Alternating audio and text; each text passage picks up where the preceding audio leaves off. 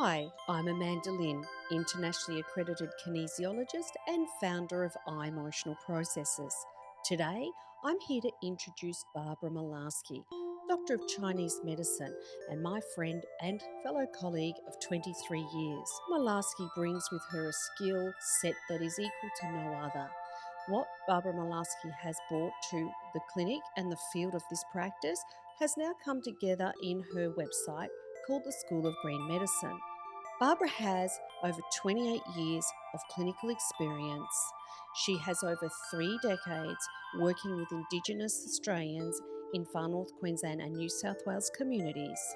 And she is a teacher and educator, and she also developed the Natural Therapies Department in Far North Queensland TAFE, where she taught over 750 students in the fields of massage therapy and Oriental medicine. Barbara, you recently wrote an article for the Australian Natural Therapies magazine, and it was about Yangsheng. Would you mind diving into the principles of Yangsheng and how it related to the article? So Yangsheng literally translated means nourishing life. So we're talking about vitality, we're talking about balance and harmony, which I know are words that have been thrown around a lot. But Chinese medicine has a long tradition of Yangsheng. It's been part of Chinese medicine's understanding for over 2,500 years old. So Yangsheng is preventative medicine, and we're looking at lifestyle issues such as what are people's sleep like, how much activity do people have. We've got so many chronic diseases now, whereas more in traditional culture those weren't so apparent. So if we think about it like a chair and the 4 legs of a chair, and one of those legs of the chair is missing, then basically we don't have the stability and the groundedness. So yes, we might have a lot of activity in our life, or we do a lot of exercise, but maybe our diet's not so good and our sleep is poor, and we know that if we have poor sleep, that's going to create other health disorders as well. So Yangsheng actually is about addressing health issues on a day-to-day basis. So, if one of the legs of the chairs are missing, does that mean we put more weight on the other 3 and they can be quite out of balance? Sometimes we do. Like sometimes I've met people who maybe exercise extensively, and when I look at them and they come to me for healthcare, I can see that they're actually quite depleted, so that they need more nourishment. And that nourishment might come actually through rest. In Chinese medicine, we say rest is the foundation of movement. So sometimes, especially in our culture, we find it hard to stop because we're very programmed to activity and movement. But often we need to rest. I don't mean that means we need to go to bed, but we might need to just sit down. We might need to just, be in nature. We might need to read a book, whatever it is, but it's a more contemplative space. I think as Westerners, we're not particularly good at that. That's a really good principle. So, how does digestion come into some of that stress? Well, digestion's huge. We've got what's called, I think most people have heard of the 2 brains, but there's actually 3 brains. So I think the brains that people know about is our actual brain, and we now recognize that the gut is a brain and that there's a lot of interrelationship between the gut and the brain, and there's been a lot of Western medical science in the past decade actually showing the correlation between that, and Chinese medicine's understood that for thousands of years. But the 3 brains really are the heart, the gut, and the brain. But digestion's really, really important because, if we might be eating good quality food, but if we're not able to absorb that food and we're not able to integrate that food, then we're not really going to get the nutrients from it. So that's why one of the things I really love about Chinese medicine is there's a lot of key principles around food that are very helpful. For example, we say eating in the morning is important because our qi, which simply translated means our energy, is much more yang and it's much stronger. So we're much more able to actually digest our food. Whereas a lot of people say that they skip breakfast and they have a big meal at nighttime. But at nighttime, our digestive system is actually slowing down, and its capacity to break different food down is not so good. And so often we might go to bed with a lot of food in our stomach, which creates a lot of problems, including not being able to sleep properly.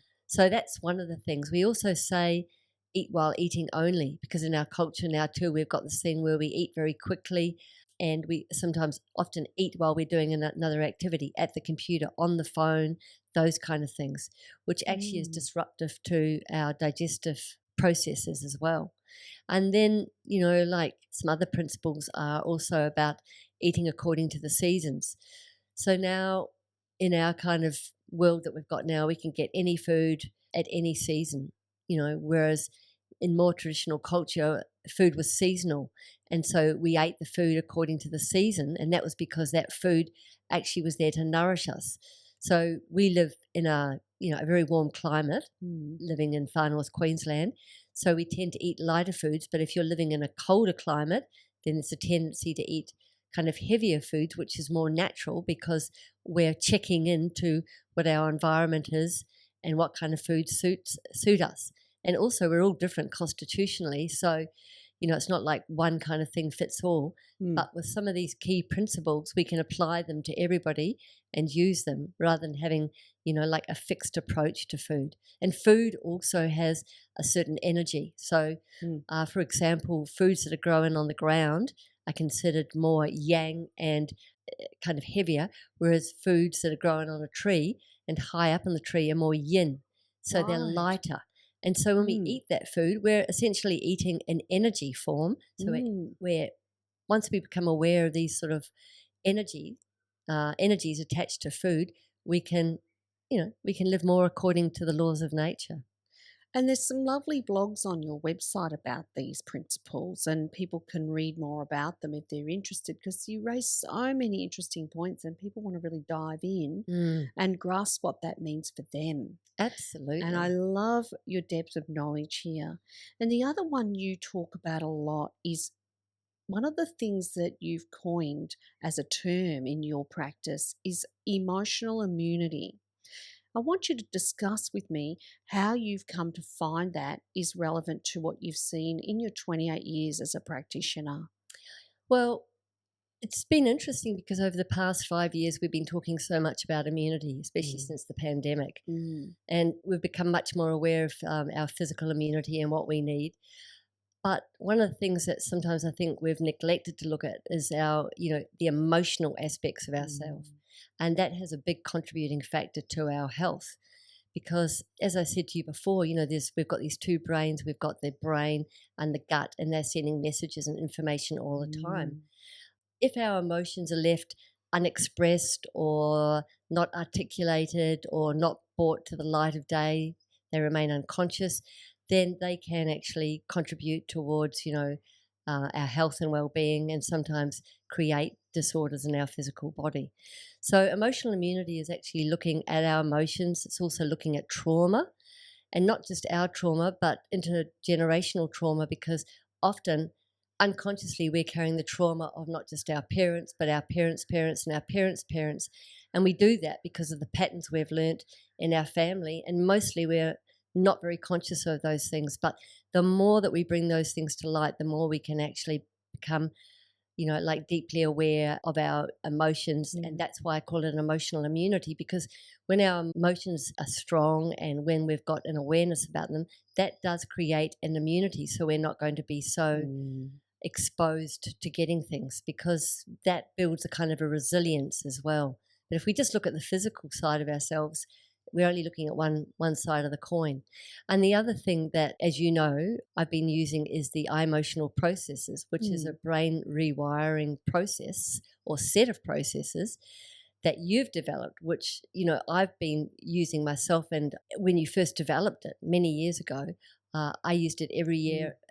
every week on myself, just to see what it felt like, and I noticed a lot of big differences. Mm. And so the emotional processes are a very important tool that people can use, which is a process of a set of eye movements, but because it's actually been created through kinesiology, of course, it's got hand modes in it, which are specific, which makes it much, much more powerful. That's true. And I think too the level of clientele that we jointly share where there's an immunity or a health concern that you're working with. And then we also work conjunctively with the emotional aspects of that person's health care. Mm. And that certainly extends some of the work that you're doing, definitely in the clinic practice. And you talk very much about having people be aware of their thoughts, their Yes. beliefs, their emotions, their patterns, and how it's influencing the things that you're seeing on the table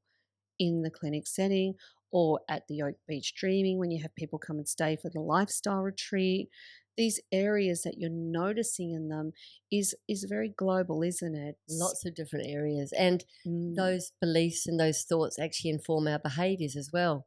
But often, we don't have much awareness of those. So, mm, what's great about emotional immunity and the emotional processes are that it brings an awareness to people where they go, aha, wow, I mm. wasn't even aware that, you know, that experience or that event was still influencing me in this way. And yet it's informing my health right now.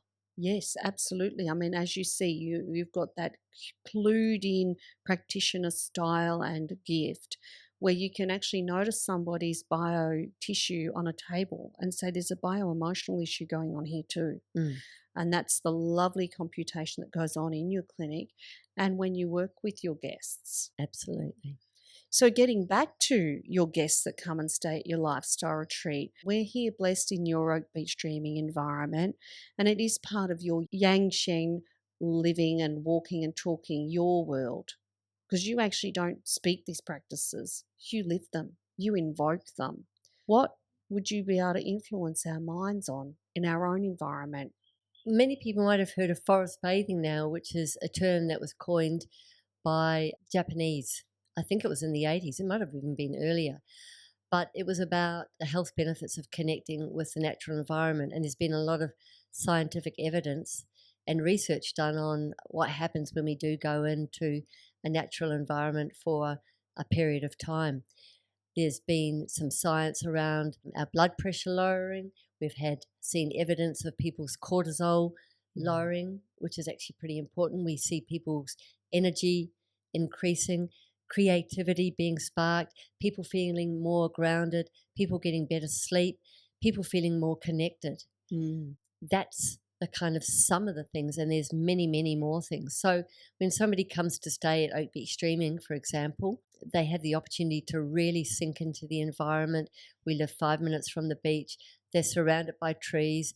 People comment so much, my clients as well as guests who come to stay, about the beautiful bird life and wildlife, and that's all Mm. contributing towards well-being. Now, not everybody has got this experience on their doorstep. So, whatever city you're living in, you would have access to a park or not too far away, a forest or somewhere to go to where you can really connect with nature and have that opportunity. Even simple things like having plants in your home make a big difference Mm. because they're creating oxygen, but also the energetic of having that green and that plant life in your home is going to be creating a sense of well-being.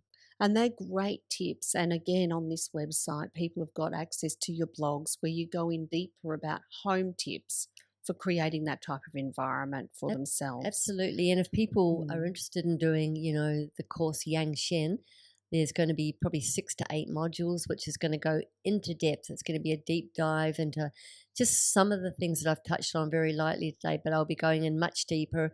And, people will have the opportunity to learn Mm. some movement, some Qigong, so that they can kind of have the experience of what it feels like to do those things and to connect their breath. And these are things that you can do anywhere, you can do in your home, you can do in Mm. your office. So they're things that you can take wherever you go with you. I love that because your course is so conscious. It's about asking people to tap what's needed in them, to take Totally. a review of the things that maybe are not working. So the leg that's missing, That's right. and look at where the ones that are propping them up may be too heavily That's right. propping them We up. might be doing some things like I mentioned earlier, Mm. but it might be that all our attention's on that. And Chinese Yes. medicine very much has a holistic approach. It very much looks at the whole person, and it very Mm. much looks at what's happening emotionally, physically, mentally, Mm. spiritually. So it's very much the individual and their constitution and what people need. That's great. And your course definitely guides people into that understanding, Yeah. the things that we don't look at. And And we need to. and Chinese medicine sees this human body as a garden, Mm. so we need to nourish this, we need to water this, because otherwise, the garden gets depleted and dies. So it's very good at doing that. And the Yangsheng's wonderful because it's very simple and it's not doing complicated things. It's basic principles that we can use every day that can be incredibly helpful. So thank you so much, Barb. And if people out there watching, if you scroll below this video, you're going to see the links to those things that have been addressed in today's video interview. Slip below the video and go to the Oak Beach Streaming website, or you can grab your emotional processes if emotional immunity is your thing, or if you want to have a look at the article that Malarski wrote for ANTA on Yangsheng, you can also go over and have a look at that, or you can go to Malarski's blog beneath and you will see where you can get some great home tips for creating those environmental influences in your world as well as in your diet and beyond. So thanks for your time today, and thank you, Barb. Yeah, and if anybody's interested in the Yangsheng course, which I'll be delivering sometime probably in the middle or maybe latter part of 2025, just go to www School of Green Medicine and send me a message, and I'll keep you up to date with what's happening. Barbara Malarski is a doctor of Chinese medicine with 25 years clinical expertise. She has a teaching background, establishing a natural therapies program in Cairns, Far North Queensland, Australia, where she trained over 750 students in remedial massage and oriental health medicine. Her other passion developed through working with First Nations people in New Zealand, where she was born, and 3 decades in Australia on Cape York and in New South Wales, working with Indigenous and Torres Strait Islander communities. These experiences have enriched her life through deep connection with people and the environments they live in. Barbara resides in Oak Beach, Far North Queensland, on 2 acres of forest that border World Heritage listed forest. She sees herself as a privileged custodian.